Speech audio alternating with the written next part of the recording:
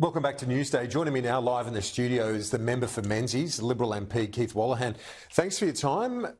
Thanks for joining us as you do every week. But today you've had this Economics Committee hearing, the RBA Governor in Canberra for that hearing. But interesting, off the back of a news conference you held earlier in the week, the first of what is going to be a regular thing now. Good news is she believes that inflation is tracking back to the band where they want it.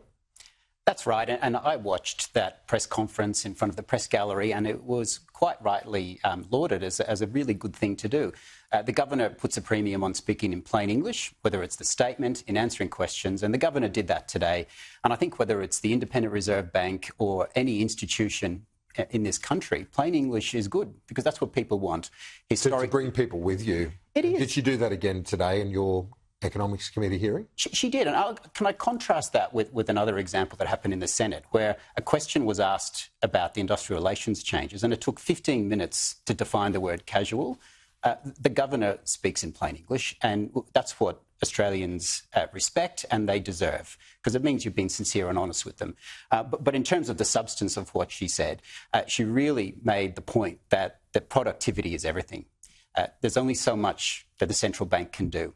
And so when it comes to fiscal policy, there's two main levers: there's spending, and we know that this government is spending too much, but there's also productivity. And just when Australia needed an improvement in productivity, we've had this deal done with the Greens that will be a productivity killer. So that has to be inflationary. That's the IR bill and the right to disconnect. Is the Liberal Party in a position, do you think now, for years after work choices and the defeat of 2007, the Liberal and the Coalition, the Liberal Party and the broader coalition were gun-shy when it comes to IR? Is that ancient history now? Are you willing to take this fight on? And look, when you look at election defeats where a key issue was industrial relations, you should listen to people, listen to the country. But what we're seeing now is the pendulum swing too far the other way. The last thing this country needs and small business needs is cost and complexity. And that's what's been added into this. And motive matters. And what we know is that the Industrial Relations Minister has aspirations on the leadership, and this is a great way to appeal to the base. And again, it is going to kill productivity, which will add to inflation, and that's going to affect everyone. We're leading into the Dunkley by-election.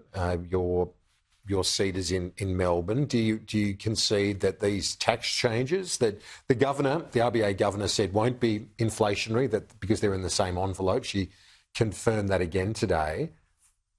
Beyond the economics, on the politics, these are going to be and proven very popular in the electorate, most likely in Dunkley as well, come March the 2nd.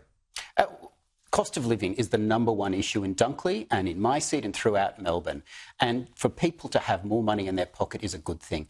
That's why we have supported this. But people can recognise that and at the same time say, well, what else will this government and this Prime Minister do? So trust is also an important issue in Dunkley, and that's what we're hearing on the phones and on the doors to our excellent candidate, Nathan. So he's doing a fantastic job. We just had the draw for where they are on the ballot, and you just got to follow it down. Nathan's number one, which is what we urge the people of Dunkley to do. That'll be encouraging to him, no doubt, to be the first on the ballot. I want to ask you, as a former member of the military, we've seen reports of tensions between Richard Marles and the Defence Force. My understanding, I've been reporting throughout the day, that there is no rift between him and General Campbell, the CDF, or between the Defence Minister and Greg Moriarty. Do you welcome that?